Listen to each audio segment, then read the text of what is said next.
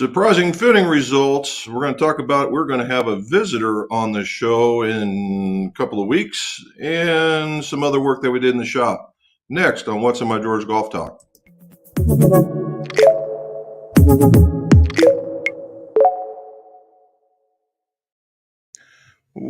Welcome back to What's in My Drawers Golf Talk. Why What's in My Drawers? Because it's what's in my drawers in the shop. And old Clubmakers Club fitters are tremendous pack rats, and I'm no different. So this is a show that talks about golf club repairs, golf club reviews, and golf club fittings. Also, your scores can go low, right? And let's have a little fun while we're doing it. Also, if you would, like, subscribe, hit that stuff that's across the bottom, and that way you get more of the videos when they drop. To talk about more of the videos, tomorrow we have one that will be on a driver review. We're going down that path now. We did the Mizuno, which was a performer, and in the next one, and it's been waiting on, is that guy. All right, the XL2 from Cleveland. Some surprising numbers came off of this thing, but we'll just leave it at that as a teaser, right? You always got to have a teaser of some variety. All righty, so we have a new winner with a new name. I don't think anybody saw. He had the working mullet going, and it was Nap. I guess I didn't see the first drop of it. All I heard was some reviews and reviews of it while they were doing it.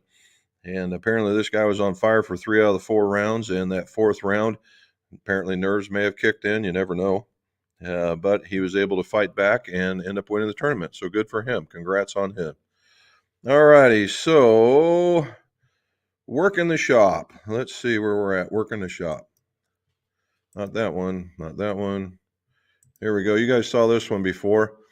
This is the Wilson Dynapowers from 1971. We got them figured out. That was on another video. It's turned out pretty good, right? It turned out pretty good. It's not out and about yet, but it should be here shortly. That's going to be another one. All righty. So this week we did a set of Mizuno irons for a Mizuno rep. And that's what these are. The 245s, which I think is going to be a hit this year because it's a performer. They did some sort of tweaking, and this thing is working way better than it did in last year's model. Let's see, you got another set right here. There we go, and you see the blue out to the left or up on the top end. That is, there we go. Those are some T24s. Now, if you go back and notice here, you'll see a whole bunch of silver stripes. Apparently, this guy likes weight, and the only way I was going to get him his weight was with lead tape. I said, are you sure you really want to go there with the lead tape? He said, absolutely. And I said, okay, so that's where we went. Now, what I did here on the wedges, I curved the tape on both ends just so that it would look, a little nicer and it wouldn't get in the way of the dirt. Now, when we get into the golf clubs themselves, I just went right across the running bird so that it didn't look like, the silver is very, very muted. So is the satin finish. So I tried to impress the running bird back into the lead tape and just barely went over the edge because I needed the weight, because I was adding like 8 grams. It was some crazy amount of stuff. Now, why couldn't I do it any other way? Well, it was because of these guys. MMTs, right? MMTs, good shaft, really good shaft. However, those were 125 Tour X's, and I don't have, here we go. The end of the opening in the shaft was about that big, okay, that big. I couldn't get anything into it, and if I was to drill it out, I would have, really changed how the thing was going to work, and that was not the idea here because apparently he's a very aggressive swinger. All righty, so what else do we do to it? Well, we put on some lambkin green grips. He must like the texture because, in my opinion, and I'm a guy that really doesn't matter, but even this stood out as kind of different. When you're working with this, the silver heads, that's cool. And then you put these Mizuno blue ferrules on it from BB&F. They look good, right? They look good. And then you go and you put on a green grip. Now, I don't understand that one. It must have been, the only thing I can think of, it must have been he must prefer that particular style or feel of grip, and that was what was left over. Now, they're a special green, right? It's a special green for the Masters. So it must be, maybe he's going with that particular vibe in it. All righty. The other thing is, so last week I had to leave, right, and go serve some food for the folks that did really well on their safety awards. Pardon me. And well, no, let's stop that right now. Okay, and they served us meatloaf that was just out of this world as far as I'm concerned, and it was very, very good. Had it a couple of times, as a matter of fact. So I got inspired and did my own. So that's what it looked like going into the grill, and then that's what it looked like after being on the grill. So what I did was I did a smoked meatloaf with a little bit of cheese and panko in it instead of whatever else, because I was emptying out the cupboard, and it turned out, I'm going to say, Mrs. McGolf liked it. I thought it was a bit salty, and that was just because of not knowing what to measure out. Because turns out when I added the two rubs on it, both of them had salt in the ingredients, and that's probably where I ran astray. All righty, last one, and we will be doing some question and answering. We have a guest coming on. I've talked to him a couple of times now, and he's agreed to show up. And it is the owner or the CEO of Acra Golf Shafts. Bam.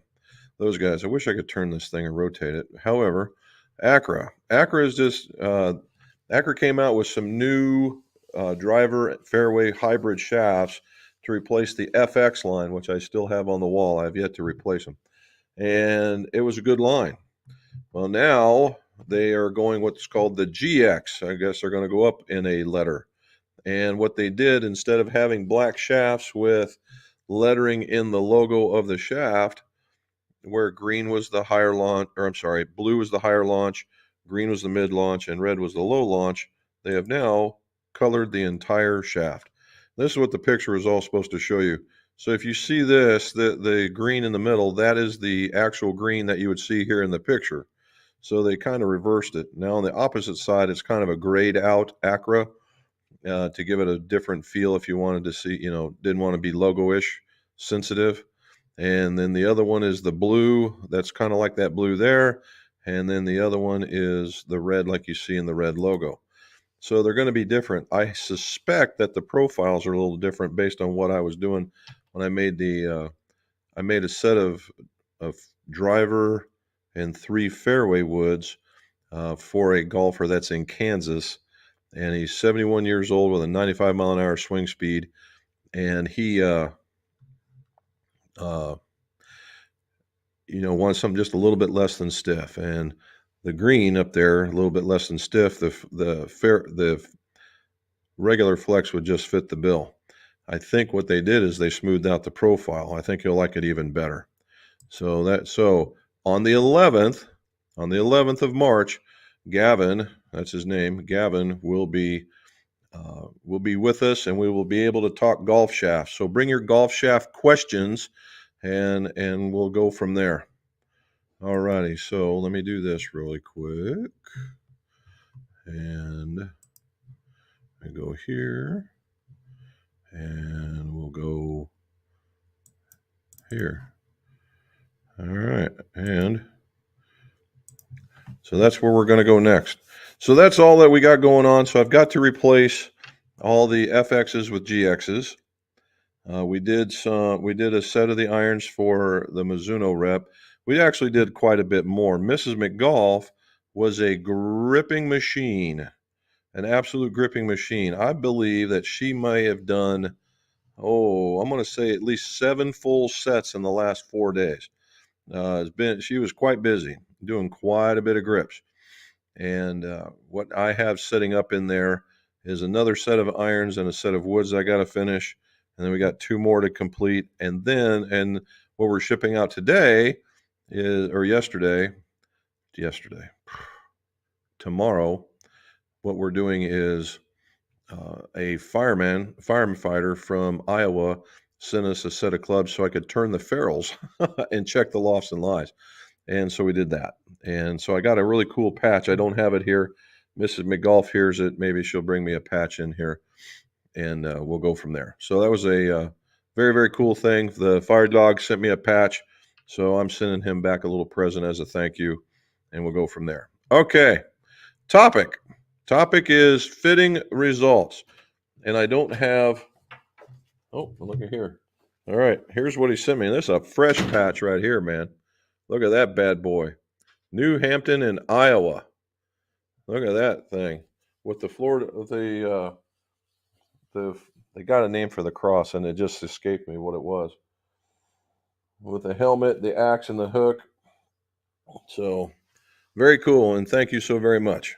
Okay, now back to the fitting results. What I'm going to do, I didn't narrate this one, so I'm going to talk you through it, and we're going to see just what the differences in different kinds of equipment and what they do for people. There's no specific topic, just to show you that golfers are different, right? And they need different stuff to get better results. So here we go. All righty. So what you're seeing here is, I'm going to pause it every so often. Let me make this bigger for you guys. There we go. So what we have is this Gary here, 71-year-old golfer, and he's swinging about 75 to 77 mile an hour, which is actually pretty good. And he had a set of clubs that I had built him 12, 14 years ago. And they were working. Now he's losing a little distance. So that's what we're looking for. So when we talk distance, I always reach for the Callaway Smoke AI because it's very strong lofted. Well, as you can see, he, there you go. It'll get better now. That he didn't hit it very good. Well, he hit it okay. He hit it further than his 7. His 7 was not good at all. Did not hit it very well on the face. All of a sudden, what it was is he had a much heavier shaft. He had about an 85-gram shaft. So we went down a little bit in weight, 65, and almost immediately started hitting better. So there's one thing. Shaft weight makes a difference. Picked up some swing speeds, picked up some quality of hit, and that's where we go with that one. So hit the Smoke AI, did okay. Then I got the Cypher, and the Cypher was a little bit, we'll say a little bit further, hit it just a hair better. I would say nothing to write home about. However, I went and got him the Smoke High Launch, okay, the Smoke High Launch. Now, the Smoke High Launch is a weaker lofted iron, right?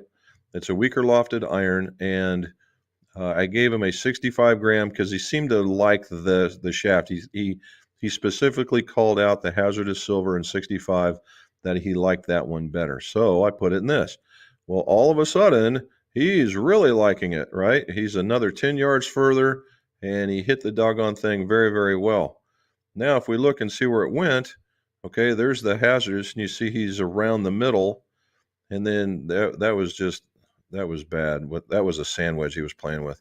The blue is his club, and then the red was the first club, the green was the second club, and the purple over here is the third club. So not only did he hit it further, but he hit it. Not only did he hit it further, but he hit it more soundly. So 65 gram, got it up in the air a lot more, and so it carried further, and he still got his roll, and so it worked out very, very well. All right, we got another one, Keith Saltzman. Now Keith is we'll call him a newer to golf kind of guy. Just a really kind soul, good guy, and a bigger guy, very strong guy. And so what he showed me was when we first started doing this, and you can see my numbers across the bottom, all these things that are numbers here, the 38, 37, those are specific lengths to test on length. So the 37.5 actually won quite a bit. Now these are old heads. There's nothing new about them. All I'm doing is testing for length, so it's nothing to get excited. So his other clubs were recoil shafted Cobras. All right, and he hit him, pretty decent. I won't say awesome, but pretty decent. And so what he did here, I started going a little bit lighter, and that was an awful mistake, as you can see, because it's the third from the bottom. So being a bigger guy, and he wasn't very aggressive in his swing, but he's just really strong. All right, so I said, okay, well, let's try this.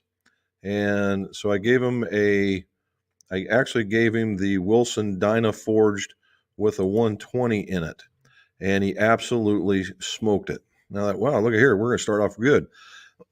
Well, then I had an HM Pro with a Modus 115 in it, which is a little different profile, and he hit that swinging just a little bit less, hit a little bit better, but nothing to write home about, but hit it a little bit more down the middle. All right. Pardon me. I said, well, let's test it out. And so we found a nice little shaft for you. Let's put the Dynaforge back in there. And there you go. You see that the Dynaforge won on average a lot longer and just hit the living crud out of it, swinging about 3 mile an hour less. So obviously this is winning. Well, not to be done. I gave him a Srixon club, and what it was is his turf interaction was just totally different. And it had a little bit more offset, so he kept pulling everything. Then I gave him one with a 95-gram shaft, and he hit a little bit better, but not nearly as good as the Wilson Dyna Forged. So Wilson Dyna Forged is what it was. The other part is that I got to tell you about is he's also left-handed. So that was pretty cool. And then we're showing you all his patterns right here. That was we go down through the lengths. There's the Dynaforge. You see it's right down the groove with his miss is to pull one, just like all the other left-handers that I know. And then there was his 7-iron all over the map. And then there's the Mizuno, which said, hey, that shaft might be working. All right. And we thought, well, okay. And I thought maybe this will be it. And then this happened. He just crushed 2 of them. And then the wheel started coming off of his golf swing since he was new to golf. So we went with, if he hit that anywhere near the other one, these numbers wouldn't be anywhere near what the other ones would be. All right. Next is Mark. I'm going to pause it again here. Mark is a guy, a longtime guy who's been coming down here. He's young and he's extraordinarily strong, and he's getting ready to get married. So congratulations to Mark. We met his future wife, and she's very, very nice. She's an Air Force officer. So good for her and good for him. Probably more good for him. And so what we see here, just a real quick one, is that all the ones you see Mizuno HM Forged, you see 243, and you see all these, is that. You talked about Mark last week. Did I? Yeah, you may not have showed results. Oh, okay. And he took the Nippon out and just literally creamed it. Okay. And of course, it's a little bit stronger lofted, and the 6-iron was performing better than the 5-iron by far and just behind the 4-iron. And then his 243s, you see 213, 214, but we're going to show you something a little different here in a little bit. And swinging at between 104 and 105 mile an hour and just pelting the middle of it. Now, because of his swing, it's very, very flat. And so it's very, very flat. And so we had to bend some clubs, and that was a lot of fun. So what you'll see here is you see this 138 versus 133. There's a reason for that, and I'm getting ready to show you here in just a minute. Let's see if I fast forward it just a little bit and see if we can get more. So, when a golfer on an iron is hitting in the 130s, particularly about mid 130s, he's very literally just killing it. Okay, and that's what we want to see. All right, now we're going to come out. There we go. So the 243s with the 125s, that's what we're looking for. So you see that pattern right there? And so that was what I wanted to talk to you about. Oh, let's go back just a little bit. So the Nippon 125s. So what we did is the last 3 shots right here, we took out all of those. And once we take out all of those, the numbers just jive. So we knew that we were going to go with 243s, and then we started experimenting with stuff. And those are all the other shots that are in that circle. All right. Otherwise, it looks like that. It just looks straighter with the 243s. I think that one turned over a little bit because the forge had just the ever so bigger hint of offset, and he was holding it open because he saw it. Okay, and so that's what that is. All righty. So that's what it is, right? So the idea here is we're giving you a different idea. You have a smoother swinger, maybe a little slower swing speed, get that ball up in the air, but in almost every case, total weight, not swing weight, but total weight is very, very important. As soon as we put that 65-gram shaft into Gary, which was 20 grams lower than what he was used to, he started swinging it smoother, better, making better contact. And then he got the ball up in the air, and it's another 10-yard gain, right? And not swinging, and actually liked it so much that he actually picked up swing speed. So he did that one. With Keith, that it was another weight thing because he's a stronger, bigger guy. And the 115, the way he was coming into it. So what was happening was he was just literally overriding the recoil shaft, and it was snapping shut on him, and he was hitting all these pulls, and he started developing this swing that was not very good for somebody getting started. So once we got it so that the club would hang on and go straighter, he went from snap hooking him to the inside to being straight up and down, and all of a sudden he's hitting balls that are, he's used to hitting a ball. It was literally 10 to 15 yards shorter than what we were showing him. So that was a good thing. So there's a positive. And then we get to Mark, who is just an absolute gorilla, low handicapper, and his miss is a snap hook because he's just so aggressive in his swing, and he does come from the inside pretty deep. And so what I've got to give him is a lot of steel that won't allow the club to turn over.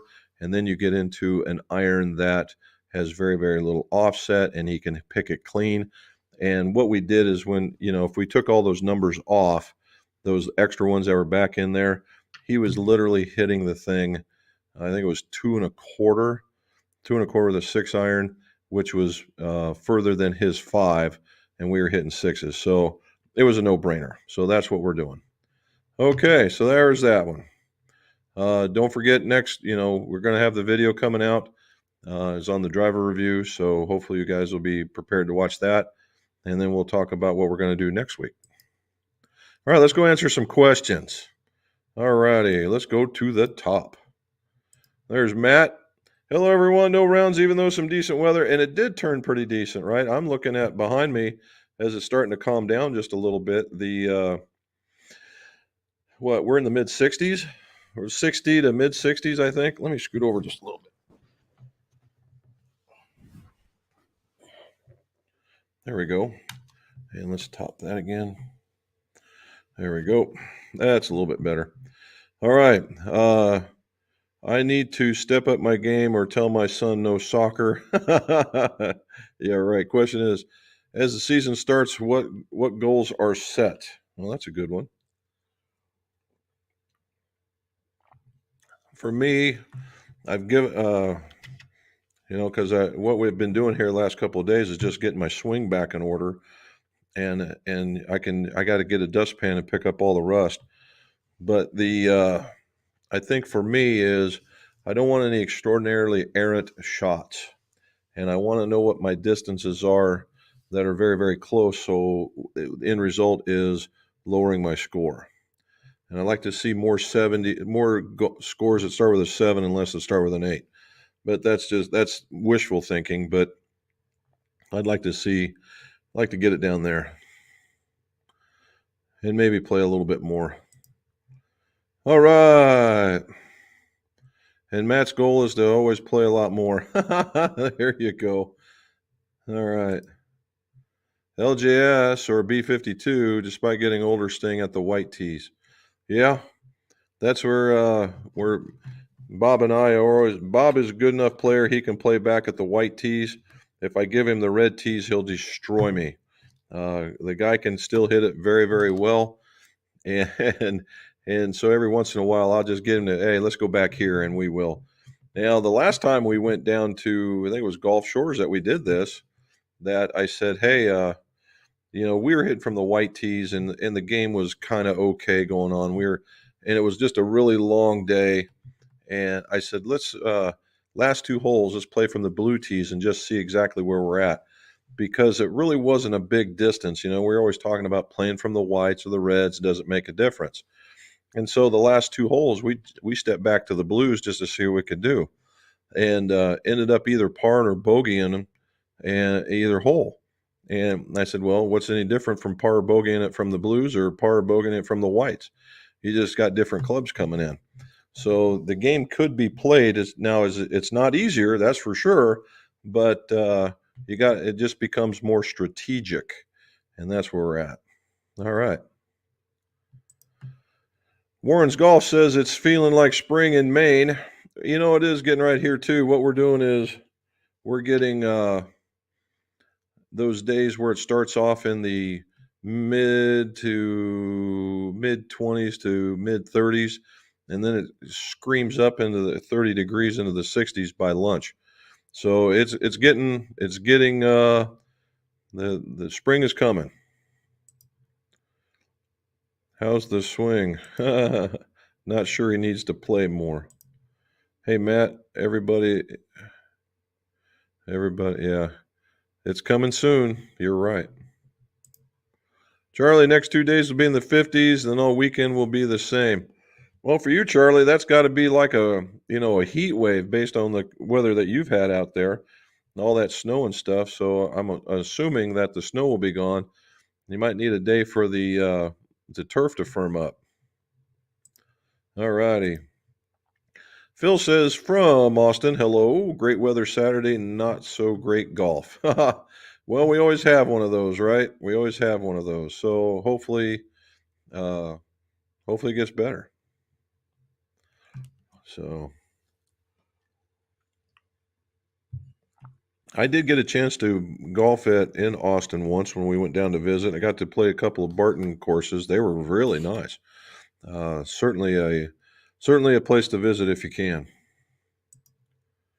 There's Dean. How are you, sir? Glad to see you. 69 there in Southwest Ohio. Nice. I like that. We got Warren's. Oh, Charlie's is checking up on Warren's Golf about the damages from the flood around the Bethel area. We'll probably find out again. There's my man Peter. How you doing in Myrtle Beach? He played Friday and Saturday and shot a 77 and a 74. Daggone, man. That's awesome. Well done. And I'm sure without those Srixons either. Hey, sis. There's the sis and my niece. They're listening. So what? No basketball? Oh, no. I realized did she get hurt? Is that what I heard? Anyway, how you doing, kiddos? Charles, the flooding was bad. Government help still at work.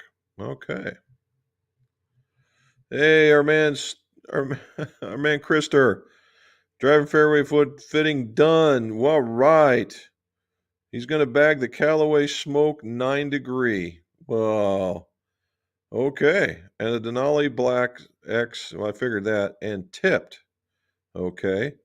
And then the 15 degree, the TD. Really? Okay. Same shaft, but 7X and tipped an inch. Good for you. Well, you got no excuses now, Krister. Let's see some of them scores go low. Phil K, just watched your club build video 1 through 3. Do you flow pre-cut shafts or only those that you trim? No, when I'm putting together clubs, they all get the flow, the spine and the flow, regardless of. But I do it pre-cut. Well, do I do it Yes. No, I do not. What I do is I find the spine before I do any of the cutting, and then what I'll do is I'll cut to where I need for my frequency, and then I will flow it after I've got all that stuff, and then I'll get the flow after that. That's what I do. So there you go. That's I had to reset myself, but yeah, there you go. Mr. Charlie, how are you, sir? Jerry Wilson, I know this name. Hello from Northwest Louisiana, where it is a beautiful 82 degrees. Supposed to be in the 50s this weekend. Spring deep south. Good for you. I take the 50. Okay. John Carter says, Jim, could you tell by age I'm 62? All right. Should I get fitted to determine swing and what flex I should be hitting? John, that's a yes, no, regardless of your age. Okay. Regardless. I had, like you saw there, as 71-year-old, I had a guy probably in his, I don't know, mid to late 40s and another guy in his mid to late 30s. And then right behind him as we were coming in, a guy that was 86. All right. That we were changing grips on for him that I had fit earlier. My best one to date, I had an 84-year-old guy in here still hitting the ball 200 yards off the tee. So, yeah, the best part about golf is it's an ageless game, right? It's ageless and it's genderless. The ball does not care who or what is hitting it. It just cares about how that energy is being delivered into the ball and what direction it's being delivered into that ball. So yeah, if you're there, I would say very much so, very very much so, because the shaft is the transmission that delivers that energy to the club, and the better you can fine tune that thing, the better off you'll be. Now, what that steps into is once you have the right transmission, what about the rest of it? What about the head? That rubber meeting the road. Do you have the right one for that to deliver the proper spin, the proper launch angle, all those things? So when you go get fit, just don't concentrate on that. Try and get the whole enchilada while you're at it. All right. Krister also bought some Tour Trusty wedges and a ping foul. You go, man. Now, arm lock. I know you're experimenting, but I thought you had that laid down with that putt out that you had. When you were hitting it like that with that other ping putter, dude, I don't know what else you need to hit, but that was pretty impressive. All righty. Wayne Nothing. Wanted to buff my Titleist clubs back to a new finish. Any recommendations on starting? What size buffing wheel? What's the best compounds? Okay. So Titleist. So let's do this. We're going to talk about irons because that's probably what you're talking about. As a whole, if you're talking about older styles of Titleist, they normally had a truckload of chrome on them. Okay, a truckload of chrome. And chrome is kind of tough. And so what I would suggest, there's a couple of ways you can go with this. If there's a lot of painted surfaces, you got to be kind of delicate. So we're just going to address this shiny part of it. What I like to do is it's a couple of step process. Number one, what I do is I'll take a wavy wheel, which is a 3M nylon wheel, and it's red, and that red has a specific grit. And what it does, it applies kind of a satin finish to the club. The reason why I go there first is because I'm knocking all the dirt out of it and knocking all the crusties away and trying to figure out where all these flaws are at. Yes, it'll leave it kind of a dull finish, but the next step will turn it around. The next one is about an 8-inch wheel, and it is a sisal wheel, which it looks like somebody wrapped hay into a circle. And I would put black rouge on it. When you put the black rouge on it, then you can lay into this chrome.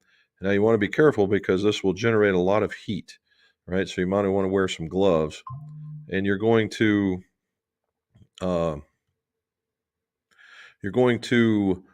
lean into it, and you're not just going to go in one direction.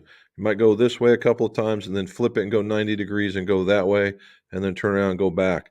And always work it in cross-hatching patterns. And be careful because this thing will want to grab a golf club. All right, once you get all that, wipe it down and you'll see that the shine comes back. Okay. And is it perfect? No, but it's going to be used club, so you're good there. And the final touch is a unstitched buffing wheel. It's a very soft buffing wheel. And what I do is I put they call it Glanswatch, or you can go with yellow polish from Grizzly and put it on that. And then you can lay into that, and that will take that shine to the next level and give you a very, very shiny club. And that's how I would do it. Oh, and I wouldn't go with something that spins really, really fast either. 3,600 RPM will be very, very fast. I'd go with more like 1,800 if you can find it. All right. Warren's Golf, from the videos I saw, was very destructive. Oh, I hate to hear that. Hopefully everybody's all right. And hello from Sweden. Snow finally starts to melt and warmer weather. Well, good deal. All right. Warren's Golf, what are your thoughts on powder down the shaft to swing weight? I am not a fan. Let's just go with that. That was an old school technique, and while you had a club that was completed, and it was a really good technique back in the day because the lead powder or the tungsten powder was used a lot when clubs were wooden. The heads were wooden, and to take that thing off and to put it back on was a bunch of work. Right? You had to take the whipping off, heat it. You had to run a heating rod down the middle of it and heat to the inside and be very, very gentle taking this thing off. If you wanted to weight it, put a weight in like we would do now, like a tip weight. Another way of doing it, even in like woodwoods, you would have to heat the base plate and pull the base plate off, and then drill holes in specific spots and put weight in that. That in itself was terrible as well. It was a lot of work. Could it get done? Yeah, it was just a lot of work. And so they came up with, because they were steel shafts, that they could pour that stuff down the head, and then they would ram, and that's all they did is they poured it down there and they would ram a cork all the way down there until it was just so tight, nothing else would move. Now, I've heard people talk about putting a little bit of glue in there, and that's an iffy proposition because what if it sticks to the side? You would think, well, the cork's going to push it down. Well, it could if you did it like right now, maybe. And so that's what happened. So and then guys tried to do it with graphite shafts, and oh my gosh, that was not a good idea. I would never ever think about doing it with graphite, although I'm sure there's a couple out there in YouTube outer space that, well, I've done it, it's been perfect for me, it's never had a problem. Okay, well, be that one out of a million, and it just because it's not made for that kind of stuff. With all the ramming and all that stuff, you have an opportunity to damage the graphite, and that we don't want to create a shear point. Now, can you do it today still? Yeah, you could. I'm just not a fan. The way the clubs are built today, to pop them off, put in a tip weight that you want, and put them back on is a simple function, and much more simple than putting lead powder down the shaft and trying to do that. That's a lot of work, right? For anybody that's ever done it, that's a lot of work. And then having those little bitty corks, the thing I always had is that doggone corks always used to flip around on me, and I don't even know why. But I mean, I got the tool, I got two of the rams, right? And I had a handful of corks, and I was like, no, I am not doing it anymore. So I guess what I'm saying is I probably don't like doing it because I was never very good at it. There's Matt saying hi to Robin. Robin talking to all the other people. Sounds like you need a sip of whiskey. Yeah, I know, right? This is the Bardstown Distillery, their Origin series. One of the first ones that supposedly came off the line now that's been past 6 years.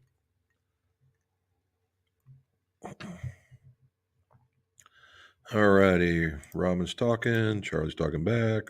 Robin. Dean. There we go.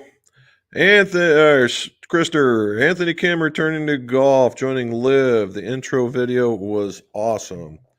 Yeah, I saw it. I don't know what it meant, but there it is. Somebody was trying to hype this thing up as good as it can be. Now, I wish all the luck with Mr. Kim and all that he's doing. And all it is going to be 24 minutes on the 24-hour news cycle. That is the internet. I think that's about all that's going to get out of it, unless Anthony decides that he's going to come out with his hair on fire and actually win something. I like Anthony Kim. I like the fact that he was a bit flashy. I like the big belt buckle. I like the fact that he choked down on his golf clubs. But after you've been out of the game for 12 years to just turn, well, I've been practicing, and you just come right back to professional golf, I have my doubts. And at 38, and going to live, I still don't. It was a money grab, is what that was. So I hope he does well, but my care factor is no higher than it once was before he joined. So there it is. All right, here we go. Michael Moody. Hello, James and Robin. There we go. There we go. There's PZ. What do you say, buddy? Hello, McGolf peeps. There we go. Ah, you got a beryllium copper ping pal 4. Okay, nicely done. That's old school. Charlie saying old beryllium copper. Jim, you put up the new Dynapower forged iron in your intro. Was that you telling it to get us salivating? Well, Charlie, it actually is it's definitely a nice club. It really is. I hit it well. I could game it to be sure. It's in my wheelhouse to do that. So I have a few more tests to do. There's a couple of clubs I want to try again. Right now, what's in the right? Oh, Jesus! What is going on right now is the Mizuno 245 and the Wilson Dyna Forged are two of my top favorites, and we'll see what goes on from there. I'm not a real big fan of a very wide sole, and they narrowed it down, and apparently it's working. So that's what I like. All right, Charlie Krister saying, "Yep, never owned one. Had a standard Ping Pal. Like the sound of the feel. I think you'll like the beryllium copper. It gives probably a little softer feel to it."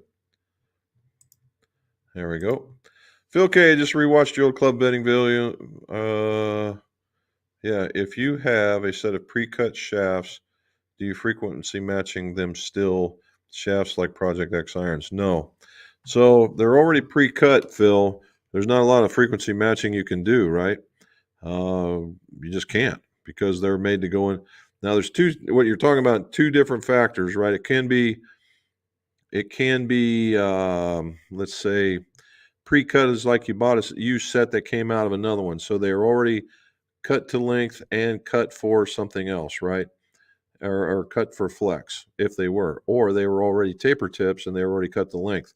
Well, you're stuck. 5 goes into 5, 6 goes into 6, and so forth. Can't do anything about that. Now, let's say that you got them and you're talking about pre-cut shafts that are new shafts and they come in discrete lengths, right? Discrete lengths. And if you only bought the 8 or 7 or whatever you needed, again, you still can't, because you have no way. I suppose you could trim it a little bit, but all you could do is make it a little stiffer, and then insertion into the hosel will be suspect at best. So the answer to that one is still no. All right. Warren's Golf says, my wife was never in the military, but she gives orders like she was. And to follow her. That's the best part of it right there. If you got it figured out, you're in good shape, right?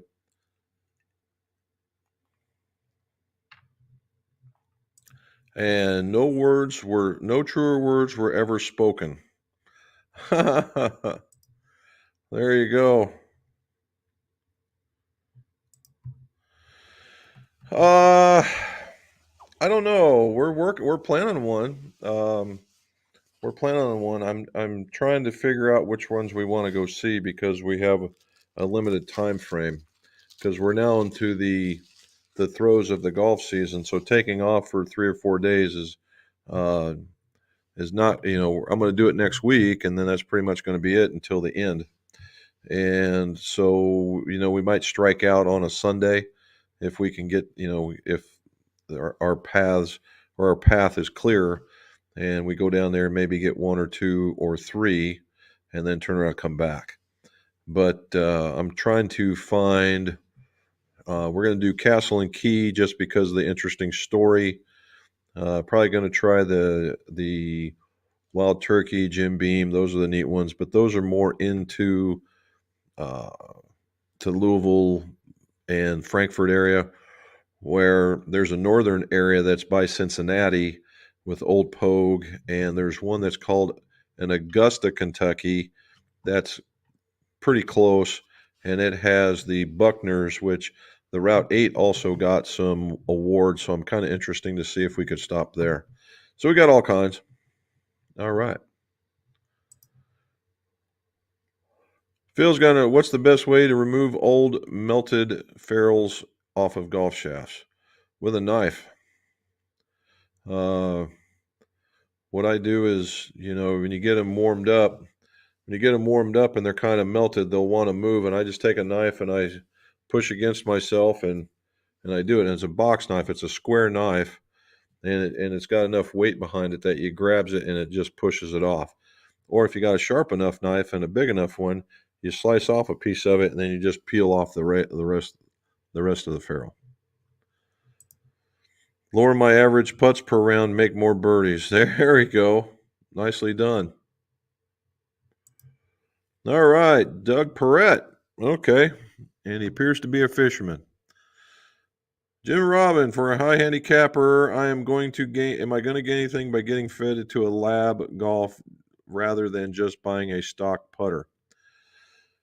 Well, here's the thing, Doug. By getting fit, you're going to get a putter that's going to work better for you than just going around and just, oh, that looks cool, and then pulling off the rack. Now, okay, I've seen these discussions on the internet. Could you go, where they tell you what to do? They tell you to go to this place where there's a gazillion putters and try them all out, and the one you make the most putts with, that's the one you get. And, logically speaking, it's probably not a bad idea, except for the fact that what's going to happen is you're going to get into a putting groove. And wherever that groove is landed on with a putter, that one's going to work until you fall out of the groove. And that could be based on the type of putter that you bought, or that the next one you go to. It could be that you're getting tired. It could be a lot of things.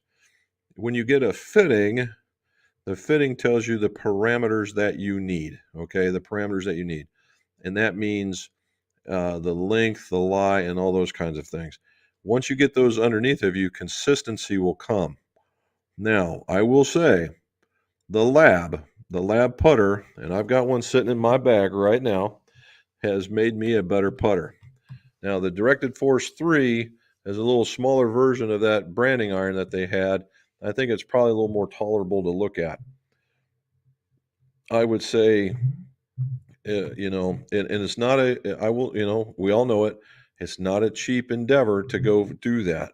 But if you're hitting 3 or 4 putts around and you're trying to lose strokes, getting fit to a putter, and particularly that Directed Force is very, very consistent, will certainly get you there. Nathan, what do you say? Happy Monday to you too. I like the picture. Very cool. Scott Gordon, what do you say, bud? Oh, we go. It's snowing in Idaho right now. Ugh, not there. Teed off late Saturday morning. Temperature was 25. Charlie, you are my hero, but you're also nuttier than a fruitcake, dude. And I imagine you probably walk too while you're at it. 25 degrees? No, not for me, man. Not for me. But you are the man. You officially get title of the day of the man. All right. Barton courses are too pricey for my blood. Well, okay. I had never been to any of the other ones, so I don't know what's out there. But I had a customer take me out there, so that was pretty cool. Brian B., hello from upstate South Carolina. Ready for green grass and pollen. Good for you. Yeah, the pollen comes out here too, and it's yellow and it covers everything. And I'm primarily from the Midwest, and we never had that kind of issue, but we had hay fever. Normally, that was when they were tilling fields, is when it got me. And I never really truly had an issue. Thought I outgrew it. did the military thing, got here, and it's like living in a cereal bowl full of pollen.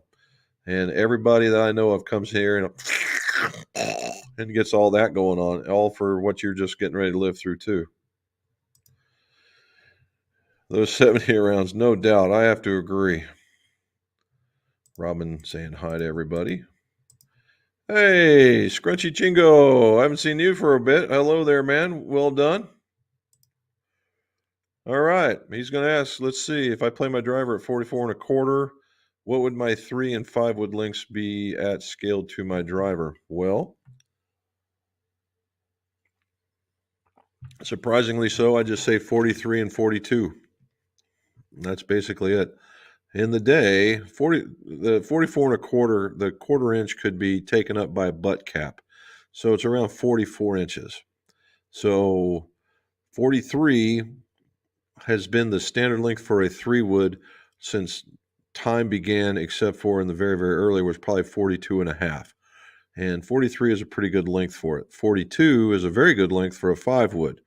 And, what we saw was, if you guys can remember back, that there was a period where nobody could hit their driver, but everybody could hit their 3 wood. Literally, that was because the 3 woods were 43 inches and the drivers were 45. Turns out, if you do the math, 45 inches was really not a very good length overall for a lot of drivers. So that's the reason why they went to 45 1/2, because they found out that a lot of people actually hit the ball better when it got a little longer instead of going back to shorter. And so then all of a sudden people start hitting the ball a little bit better, and they thought, well, let's do this and let's make the 3 wood hit better. Well, they went to 43 1/2. Now nobody can hit the 3 wood. So 43. There we go. There we go. There's Keith. How you doing, man? The man's a good soul, dude. He is a good soul. And loves the game of golf and works a lot too. So all things are good. Thoughts on a broomstick putter? Well, I don't know. There are some people that could use it and use it very, very well. I'm not going to say that they're no good, because they certainly work. You got to be very careful about holding it and not getting against your chest and getting it out front. That was always the thing about broomstick putters, right? Is that you could anchor them and all you had to do was swing them from a pivot point. Well, you can still do that, but you have to be very, very precise with where you're holding it. So it takes some technique to get used to, but I mean, overall, if you really had a problem controlling the putter, broomstick is the way to go.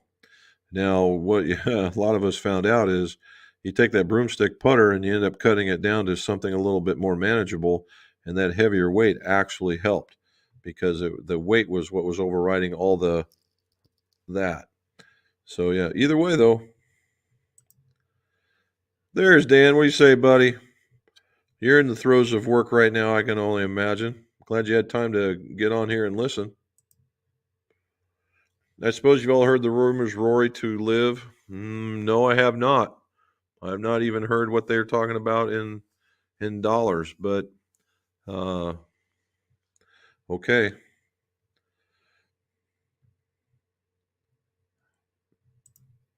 Neither have I, Charlie.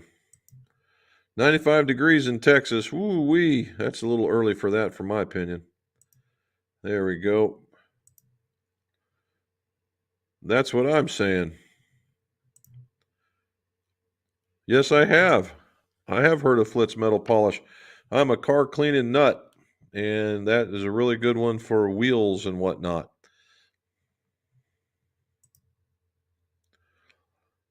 $95. Oh, 1.3 billion getting thrown around. Oh, shoot. That's a lot of jack. There's going to be, I would imagine there'd be some serious strings attached for that one. And again, here's the thing. If you're going to buy all the players off and bring them all from the tour and do that, that's fine. But and again, I'm never going to ever give the live golfers a little bit of. Well, I'm going to give them some help, but the I'm never going to doubt them or never give them down the road for getting these ridiculous sums of money to go play golf. Right? I mean, it's these. Let's face it; these are ridiculous sums of money, and but they know when they leave what the answers are. They already know what the rules are. They already know they're all professionals. They already all know that. And if you want that, then that's fine. But, that is never have to worry about anything for the rest of your life. And that's a pretty solid decision making way to go. But the other side of this is I don't want to hear any such whining about how I need to be on points and how I need to be here and I need to be there. No, you don't. You do not need to be any one of those places. They need to change for me. Well, why is that? You're the one with all the money. Why don't you change for them? Get on there, prove yourself, and then when you prove yourself and you get on there, then go back to playing the way you want to play. I don't get it. I never see it. That part to me is selfish. But the rest of it, if you can take care of your family and it's to do all that and get all that money, more power to you, man. I am all right there with you. In fact, if they want to give me $5 million, while they're throwing ridiculous numbers around, $10 million to go build clubs for them, I'm on board. Adidas is releasing a new Tour 360 Boost shoe. Have missing that model for many years. Honestly, I didn't know. I don't know what that is, Krister, but okay. Yeah, really. We use flits in precision marksmanship. There you go. Ah, well, we'll see. Based on his last bit of stuff that's been going on, it wouldn't. He's made some moves that would, coming off the what is it, the council that he was on, and becoming very quiet, and then all of a sudden being very very friendly to the live tour, asking them on their way back and that kind of stuff. So it shouldn't be shocking, but who knows? Bill Nauman, will a 3 hybrid and a 5 wood be about the same distance? In a lot of cases, yes. Matter of fact, you might find the 3 hybrid goes just a hair further.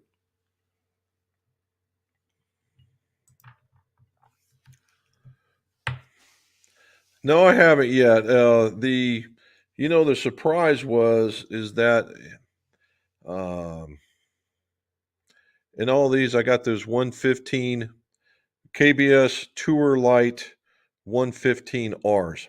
So they probably play a little bit up. And I hit those and they worked really, really, really well. And so that's where we're kind of going. Now, what I've done here is I've got the TZ95s in my current clubs. I took off the Jumbo Max and put some mid size on there. And all of a sudden, my club striking is in the middle of the face again. I still need to work on my distances, but they're getting better. In fact, I cut that part out of my fitting results in that I show you my half of a gap wedge pitch, and there's designated circles all up until I get into the hybrid, and so that's the next step is hybrids. But I am looking at we're gonna see what's next. The shaft change. We very well may need to change the shaft as well. I just told Mrs. McGolf I was looking at the 245s and the Wilson Dynaforge, and all I got was the eye roll. So you know what that means.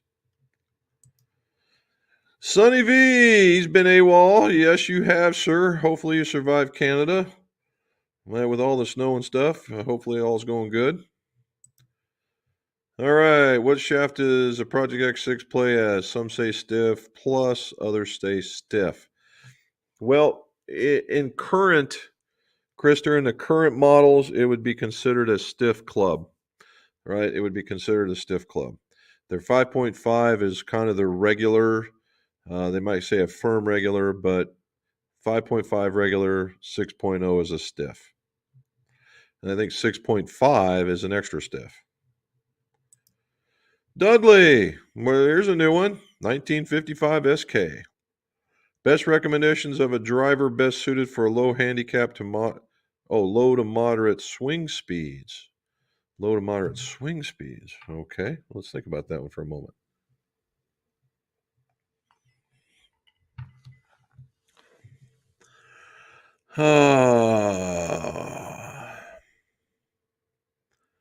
Low to moderate swing speed. Okay, if we were in the low end of this low to moderate, one that comes to mind almost directly would be the Smoke AI Max. Sorry, the Smoke AI Fast. The Smoke AI Fast is a very, very lightweight driver. It's a lightweight head, lightweight shaft, lightweight grip, and it might be even a little bit longer. I don't necessarily subscribe to that part of it, but the rest of it I do. And if you want to gain some swing speed. Now, what I have seen what I've seen working here as of late, and they're getting ready to discontinue it, so you might want to look pretty fast, is the Callaway Big Bertha, the BB23. That thing works really, really, really well for folks that have a low to moderate swing speed. All right. Those are probably my best two for that particular category.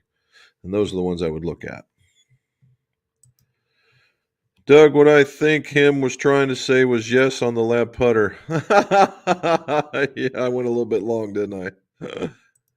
Always got PZ. That Marines, okay, they cut right to the point. All right, John Lamb just swung by and taking a break from the Reno to hit the like button, hit him straight.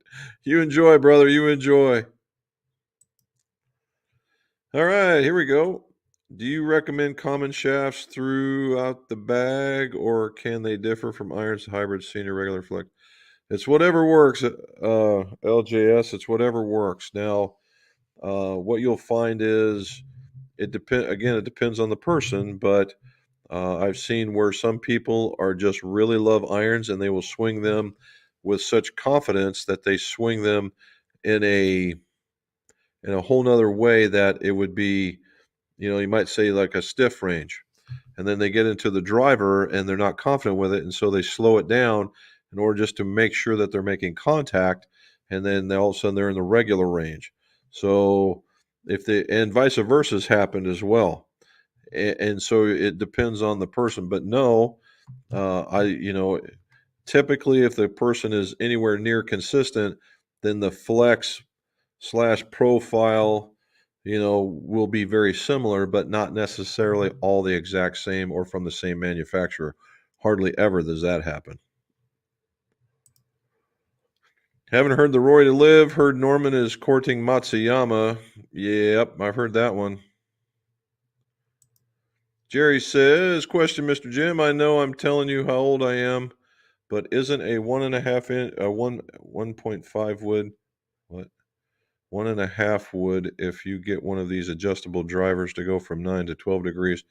Isn't that basically a 1.5 wood? Well, not necessarily, and here's why. And I'm going to give you a little insight to what's going to show up on the video. All right, so this goes from 9 to 12. This one right here, but it's set at 10.5. So let's do this. So if you set this at 10.5 and you want to set it at 9, the club starts doing this, and it starts getting flatter. All right. If you do go to the 12 degree, it starts going like that and starts getting more upright. So what you're looking at is face closure, which is very important when you're talking about a driver, and then the lie angle, which some will say yes, some will say no. I don't give lie angle a lot of credit, but it does change, and it can be based on your swing, and particularly if you're upright and you get a little flatter, you're not going to like that. So it does change it markedly. Now, can it change it to the better? For sure. So I'm trying to give you the pro and the con here. That when you change it, it just goes 9, 10, 12, and it's all good. there's a change there. Okay. Pardon me. The only place that I've seen it where the adjustments really don't go too radical one way is the ones where they use the cogs. And that's because the orientation stays the same and you're turning the cog in order to get what you're looking for instead of replacing the whole shaft in this elliptical adapter. Ah, okay. I had no idea. Jules back. Match play starts in an hour and a half hour under the lights on TNT. Okay, very cool. Talking to there. My dog Rex. I'm with you on Live. Bryson can run on his contract and never miss a prime rib dinner and play golf on 1,000 courses, making every trophy and ranking bragging rights, and the money is insane. Yeah, I mean, look, and if he's thinking it's going to take care of my family whenever he gets one or the one that he has or whatever, fine. That is okay by me. I just don't want to hear how they're equal and they need to play, they need to get their points and they need to do their thing. The rules are already set in place for everybody else on the planet. That's like me asking the Indy 500 to make room for me and my truck so that I can run the Indy 500 because I'm a professional. Although I'm not a professional driver, but if I were, okay, and because the rules are the rules, well, they say we'll change the rules. Well, how about instead you think about changing because there's only a handful of you and there's an army of everybody else. So that's the only reason where I get off on this one. Salvador Rodriguez, do you think the Axiom shaft are good shafts for a high handicap person? No, not the LA golf shafts for sure. The Axioms are an excellent golf shaft. They're very, very good, very, very good. Now, golf shafts for a high handicap person, that's a loaded question, Salvador. It would depend on, you might be are you high handicap golfer that just started golfing, or you're high handicap golfer that's been golfing for a long time. These questions are important because you could be athletically gifted and those Axiom shafts may just work really, really, really, really good. um, what I find is when people talk about high handicap golfers, it's folks that don't devote a they don't devote a lot of time to golf. And so, like anything else in the world of any sport, in order to get better, you need practice, right? And whether that's playing several times a week to get your practice in or actually going to the range to practice, either way, right? But repetition, repetition, repetition. So I ought to be listening to my own advice. and and then what it gives you your opportunity to get better. If you've been playing a long, long time and you haven't gotten any better because of that, okay. If you're somebody that just started and you've been in it 6 months to a year, maybe, and you're seeing a level of improvement, maybe a fitting would be the way to go, and you might find that they're the way to have it. But the marketing and the tradition would tell you, no, those are for some folks that are very, very aggressive golfers, particularly the LA golf shaft. The Axioms are a little bit different. They're actually a very nice shaft. Uh, and if you're looking to tweak up, then there's nothing wrong with trying them out and making them yours. But if you're going to spend that kind of money, because these are not inexpensive golf shafts, I would spend the money on the fitting to make sure that's what fits you. All right. If you're not playing in a tournament where the driver has to meet swing specs, have a few friends who play off brands non-conforming, that may work. That's another one. Yeah, you could do that.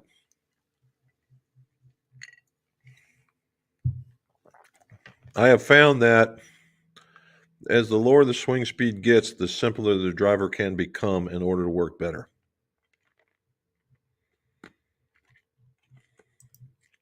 Scrunchy. Jim, is there comparable shaft to the old precision rifle flighted shafts today?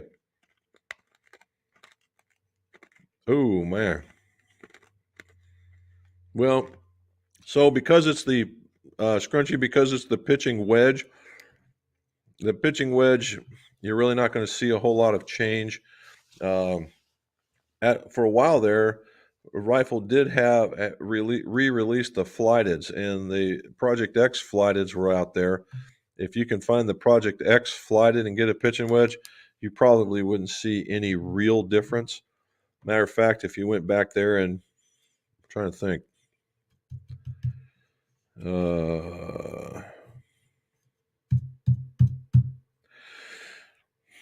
I'm trying to think if they released another one. No, they had one last year. Callaway had a flighted set of regular rifles. Man, were they nice. Definitely worth looking at, but they've discontinued that as well. So yeah, I'd look at it, just replace it with the PX in the same flex. Matsuyama-san, there you go. RSG, greetings from Jim and Robin from a balmy 75 in St. Louis. All right. Played Sunday and it was 72 in the middle of the fairway. So much I got a suntan. Look at you go. Well, that makes one of us, bud. Was the 360 shoe one of the best? The cleats were a pain to remove and change out. I have no idea. Hey, Orthon Atiz. Okay. Can you please explain the lie angle and when I strike the lie board and the mark of the tape is toward the heel of the club? Sure. So, although this is not an iron, but we'll say so. If this is the center of the club, let's go here. If that's the center of the club, and what happens is you swing, and for some reason you're hitting into the heel. That could be a couple of things. Number one, it could be the club might be too long. It could be that you're swinging flatter. Your swing plane is flatter. It could mean that your original clubs are also upright. So what it means you need to do is, so if you were to take the club like this, you would take this shaft and you would bend it down. You would bend it down. So what's happening is you're literally hitting the ground like this, and you're hitting the heel, and that could cause, if you dig the heel, then you could hit some snappers, and it could go both ways. If you could go in there and it could cause you to do this, it could go in there and cause you to do that. It just depends on how you're coming into the ball. So when you get rid of it like that and you get it into like that, and now your turf interaction is solid again, you tend to have a better quality of strike, and the ball actually tends to go a little further. Jim, should I get fitted before Liv makes me an offer? Absolutely, Paul. I think we all should. I think we all should. The answer there is yes, sir. John, old Callaway RC was a non-conforming driver with lower swing speeds. Yep, that's another one. All right, last couple. Try eBay for flighted rifles. Yep. All right. Temperature in Texas is going to be 89 tomorrow, 75 Wednesday, 52 for the day of my lesson. Well, you work up some body heat and you'll be fine. And Krister says no problem to change the cleats on his 360 shoes. So there we go. There you go. When do they pay you first? That way you know you can get the super fitting. There you go. That's it. Okay, guys, we're down to the bottom. We're over 15 minutes, which is not totally unusual for us, so very good. Again, don't forget to watch for the video tomorrow on the Cleveland driver. And thank you guys from all over the world. Appreciate you guys tuning in. We had some new folks yet again. And next week I'm on vacation, and we're going down to Gulf Shores. And so we will be, Bob and I, it'll be the Bob and Jim show, or the Jim and Bob show, however you want to look at it. And we'll be live Monday from Gulf Shores to tell you how the courses are down there at the beginning of March. And we'll do that. And then on the 11th, we're going to have Gavin, and he is the the number one over at Acra Golf, and we're going to talk golf shafts with Gavin. All right, guys. So again, thank you so very much, and let's see your scores go low.